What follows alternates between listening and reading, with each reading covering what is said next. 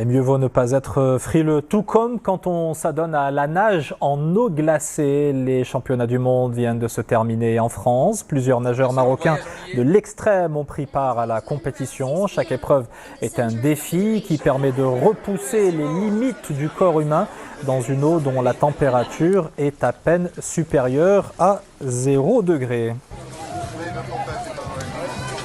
Et l'un des athlètes est avec nous en direct et en duplex de Haute-Savoie. Hassan Baraka, bonsoir et bienvenue. Vous étiez 3 Marocains à prendre part à ce championnat du monde. Comment ça s'est passé pour vous? Bonsoir Wadir, merci de me recevoir. Effectivement, on était 3. Il y a bien sûr Kenza Yous qui s'entraînait au club Giga Natation de Marrakech. Il y avait aussi Mohamed Manfarouti, nageur du WIDED. Et puis moi-même, on a participé sur différentes distances et avec une très bonne performance donc de Mohamed Manfarouti sur la brasse qui est sa spécialité. Il a fini 6e au classement général du 50 mètres brasse et 9e au classement du 100 mètres brasse. Et puis que ça soit lui ou Penza. Quelles sont les épreuves, Hassan, auxquelles vous avez pris part? Comment ça s'est déroulé concrètement? En ce qui me concerne, j'ai pris le départ finalement de 4 courses et puis j'ai réussi à avoir une médaille de bronze sur le relais mixte 4x50 international.